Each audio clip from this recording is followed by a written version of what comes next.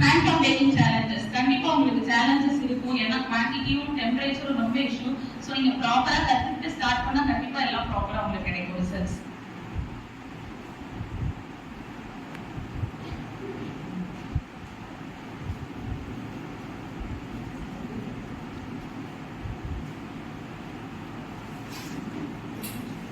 இப்போ ஹெல்த்தி பேக்கிங்னு பாத்தீங்கன்னா gluten free, இப்போ சுகர் ஃப்ரீ, அதாவது ஒயிட் சுகர் ஃப்ரீ, அதுக்கப்புறம் குளூட்டன் ஃப்ரீ, இந்த மாதிரி பேக்கிங்லாம் பண்ணும்போது உங்களுக்கு வந்து ஹெல்தி வெர்ஷன்ஸ் மாதிரி நீங்க தனியா சேவ் பண்ணலாம். எக்ஸாம்பிளுக்கு வித்தவுட் மைதா அப்படின்னு பண்ணீங்கன்னா நீங்க வந்து வீட் ஃபிளார் இல்லாட்டி இந்த மாதிரி ராகி இதுல எல்லாம் உங்களுக்கு வந்து குளூட்டன் அவ்வளோவா இருக்காது. ஸோ அந்த மாதிரி தனியா பேக்கிங் பண்ணலாம். தென் ஒயிட் சுகர் இப்போ எல்லாருமே ஆஃப்டர் லாக்டவுன் எல்லாருமே அவாய்ட் பண்ண, ஆஃப்டர் கொரோனா எல்லாருமே ஒயிட் சுகர் அவாய்ட் பண்ண ஆரம்பிச்சிட்டாங்க. ஸோ நீங்க ப்ரௌன் சுகர்ஸ்ல கூட பேக் பண்ணி கொடுக்கலாம்.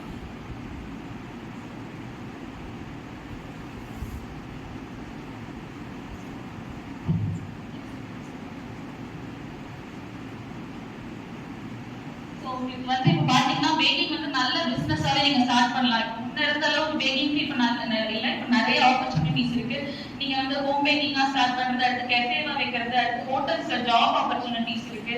ஸோ பேஸ்ட்ரி லைன்ல நீங்க தனியா ஜாப் ஆப்பர்ச்சுனிட்டிஸ் கூட நீங்க எடுத்து 10 grams குள்ள நம்புறாங்க. நீங்க வேற ஏதோ இப்போ மைதா எடுக்கும்போது டேர் பண்ணாம டைரக்டா எடுத்தீங்கன்னா ஆகும். இப்போ தனியா எடுத்தா வெயிட் ஆகல, இது ரொம்ப லைட் வெயிட். அதனால என்ன பண்றோம், சின்ன ஸ்பூனா இருக்கறனால 2 ஸ்பூன் போடலாம்.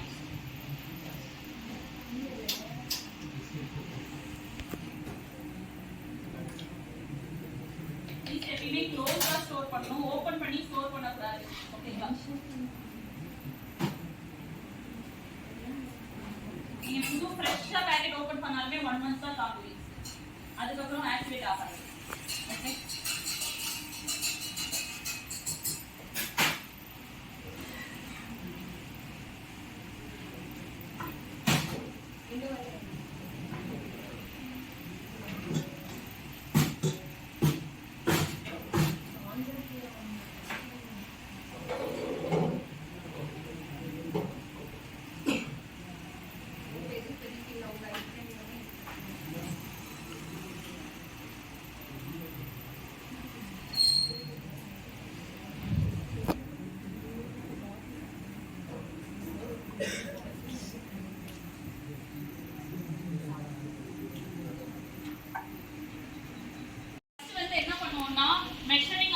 ஓகே, எல்லா இன்கிரிடியன்ட்டையும் கரெக்டா அக்யூரேட்டா மெஷர் பண்ணணும். ஸோ ஸ்டெப் 1 வந்து மெஷரிங் ஆல் தி இன்கிரிடியன்ட்ஸ். எல்லா பிரெட்டுக்கும் சேம் ப்ரொசீஜர் தான், பிரெட் வெரைட்டிஸ் எல்லாத்துக்கும் இதே ப்ரொசீஜர் தான். என்ன பண்றோம்,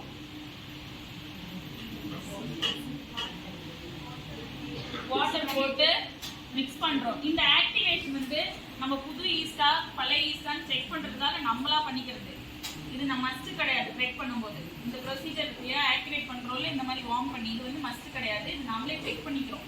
ஓகேவா?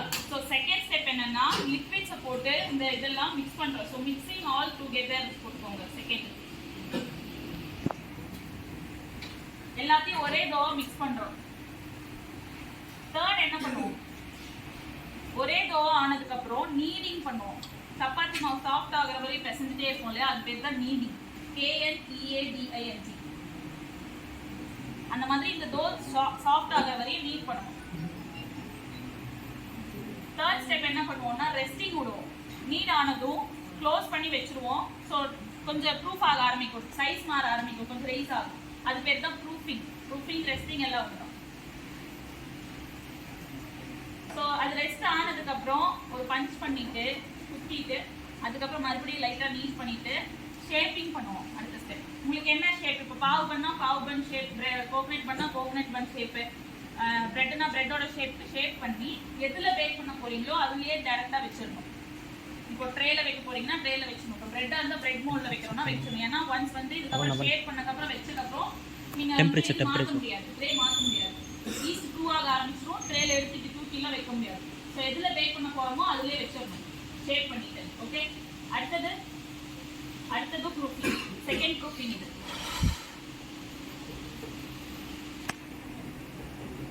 இந்த சைஸ் இப்போ பிரெட் மோல்ட்ல வைப்பீங்க அப்படின்னா மோல்டோட ஹாஃப் தான் வைப்போம். அந்த ஃபுல் ரீச் ஆகுற வரையும் ப்ரூஃபிங் விடணும். 1 கிலோ சைஸ் வைக்கிறீங்கன்னா டபுள் த சைஸ் ஆகுற வரையும் ப்ரூஃபிங் விடணும். செகண்ட். அடுத்தது என்ன பண்ணுவீங்க, அந்த சைஸ் ப்ரூவ் ஆனதுக்கு அப்புறம் பேக் பண்ணி எடுத்துக்கலாம். பேக்கிங் இங்க 180 டிகிரி, 180 டிகிரில பிரெட் வந்து 30 மினிட்ஸ், பன் வந்து 20 மினிட்ஸ் பேக் ஆகும். பட் ஓவன் ஓவன் டிஃபர் ஆகும். ஸோ இந்த ஓவன்ல நம்ம பேக் பண்ணும்போது நான் உங்களுக்கு டைம் சொல்றேன். அப்படியே இங்க பாருங்க, டெக்ஸ்டர் தெரியுதா, நோர மாதிரி இருக்கா மேல, தெரியுதா எல்லாத்துக்கும்? தெரியுதுன்னா பாஸ் பண்ணா இன்சைட் தெரியுதா? இங்க பாருங்க, நோர மாதிரி மேல இருக்கா? இந்த மாதிரி இருக்கும்போது தோ மிக்ஸ் பண்ணிக்கலாம். இந்த மிஷின் யூஸ் பண்ணிட்டீங்களா? ஸோ இது எப்பயுமே பிரெட் மிக்ஸ் பண்றதுக்கு ஸ்லோ, இருக்கிறதுலேயே லோ ஸ்பீட் எதுவோ அதுதான் மிக்ஸ் பண்ணணும். ஓகே,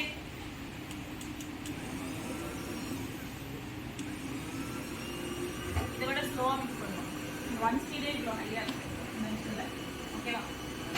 இந்த மாதிரி மிக்ஸ் பண்ண போன கொஞ்சம் கொஞ்சமாக ஊற்றணும்.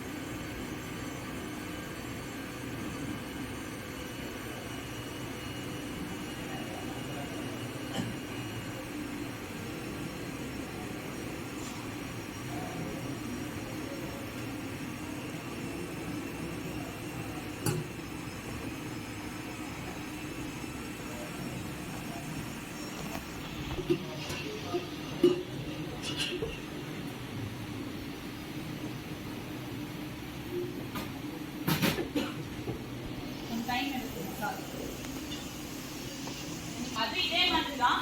பட் பன் வந்து எப்பயுமே ஷேப் பண்ணிட்டு நம்ம பேக்கிங்னு சொன்னோம் இல்லையா, இது வந்து ஷேப் பண்ணிட்டு நம்ம ஆயில டீப் ஃப்ரை பண்ணி எடுக்கணும். அதுதான் டோனட். ரெண்டுக்கும் இதுதான் டிஃபரன்ஸ். ஓகேவா? ஸோ டோனட் ரெசிபி எழுதிக்கோங்க. ஒரு 4 பீஸ் வந்து ஒரு 7 பீஸ் கட்டர் எதாவது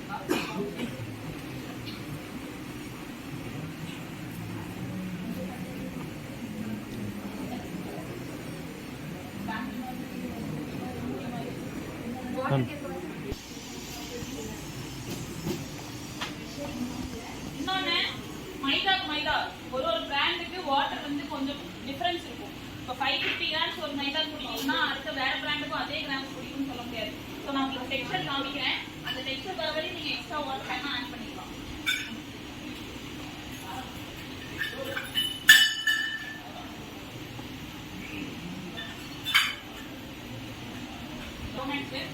சுகர் 50 கிராம்ஸ், 50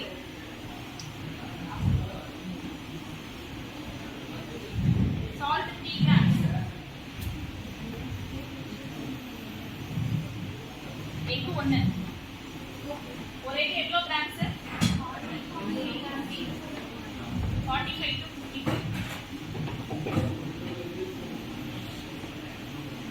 grams இருந்தாலும் சரி, ஒரு egg இருந்தாலும் சரி. water 75 grams,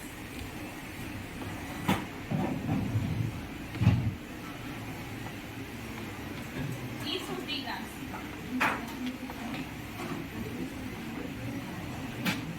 butter 25 grams. இதே மாதிரி வந்து யாராச்சும் பேர் இருக்கு, இது எப்படி பண்ணுவோம், மில்க் வாட்டர் பண்ணிடணும்ல,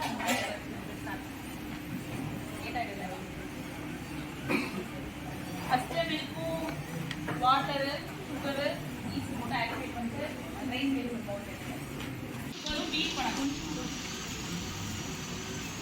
எதில் பீட் பண்ணீங்க?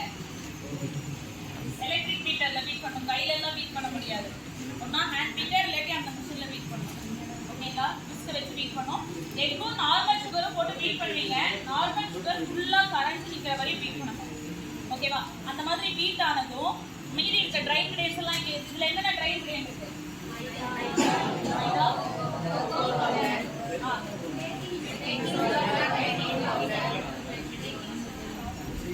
பேக்கிங் பவுடர், பேக்கிங் சோடா அதெல்லாம் ரெடி பண்ணி வச்சுட்டு போட்டு மைதால போட்டு கட் அண்ட் ஃபோல்ட் மெத்தட்ல மிக்ஸ் பண்ணணும். அது எப்படி பண்ணணும் நான் சொல்லி தரேன். ஓகேங்களா?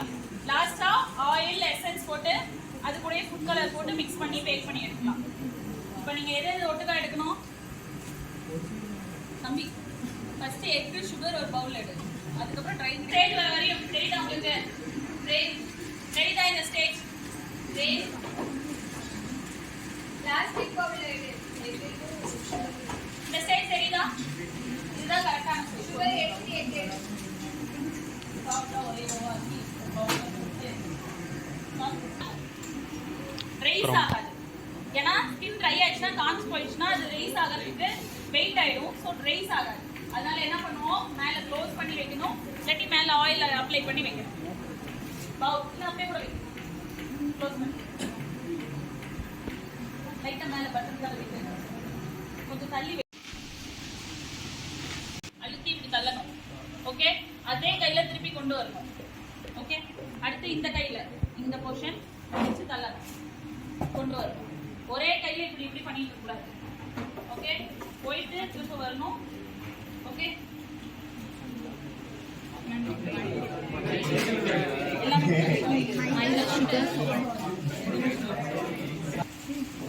சக்தி சக்தி பேஸ் ஒரு கேக் தான் பண்ண முடியும் தான் டைம் இருக்காது ஓகே தானே என்ன கேக் பண்ணட்டும் என்ன ஃப்ளேவர் இருக்கு ரெட் வெல்வெட் எசன்ஸ் கலர்ல இருக்கா ரெட் இருக்கு எக் 1 4 கிலோ ரெசிபி கொடுக்குறேன் இதுதான் ரவுண்ட் மோல்டு 1 kg பண்ணலாம் 4 கிலோ கொடுக்குறேன் நீங்க 1 kg கன்வெர்ட் பண்ணிக்கோங்க ஓகேவா எக் 1 சுகர் 45 grams மைதா कौन सा இது கப்பே 34 grams cocoa powder 1 gram 1 gram மிக்சர்ல காமிக்காத அப்ப என்ன பண்ணனும்னா பிஞ்ச் கையில ஒரு பிஞ்ச் எடுத்து 2 பிஞ்ச் யூஸ் பண்ணனும் அதுதான் 1 gram ரெண்டு பிஞ்ச்னா 1 gram அடுத்து ஆயில் 5 grams அடுத்து butter milk 5 grams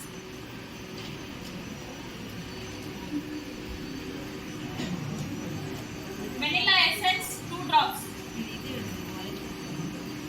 pineapple essence 1 drops 1 drop red food color உங்களுக்கு கலர் வேணும்ங்கற அளவுக்கு ஊத்திக்கலாம் baking powder 2 pinch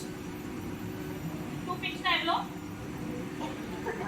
1 gram baking soda half pinch இல்ல 1 pinch half gram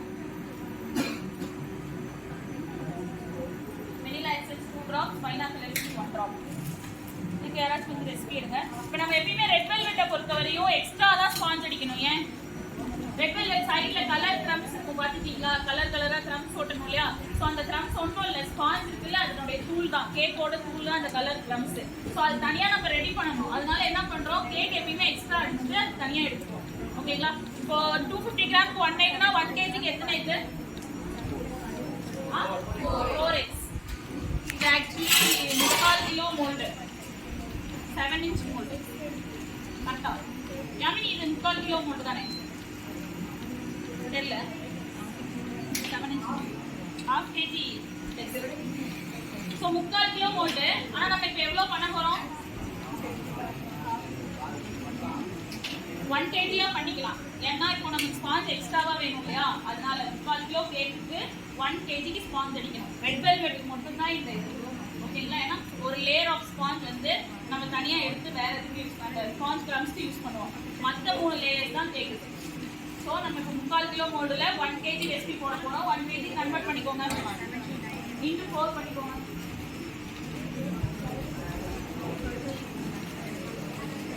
சும்மா இப்படி வெளியே வச்சுக்கூடாது ஓகேவா ரெடி ஆனதும் வெயிட் பண்ணி எடுத்துடணும் எப்பயிலேருந்து முட்டை உடைக்க இடத்துலேருந்து வெயிட் பண்ணி எடுக்கிற வழி நடுவில் கேப் இருக்கக்கூடாது ஓகேங்களா கண்டினியூஸாக பண்ணிட்டே இருக்கணும் அதனால தான் முன்னாடி இந்த சைஸ் பண்ண சொல்லி நீங்கள் ஸ்டார்ட் பண்ணிக்கணும் ஓகேவா கேப் விட்டிங்கன்னா என்ன ஆகும் இந்த கேக் ரைஸ் ஆயிருக்குமா அப்படியே அப்படிங்க ஓகே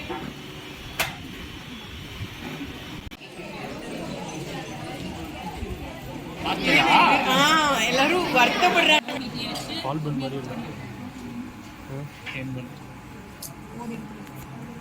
போது எடுத்துறா வேகவே இல்லை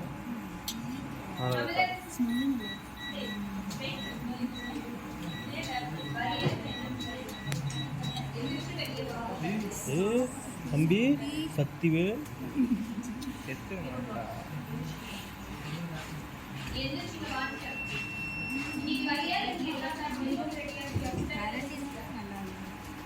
இது என்ன? செத்துருவீங்க. ஆ, இந்தா.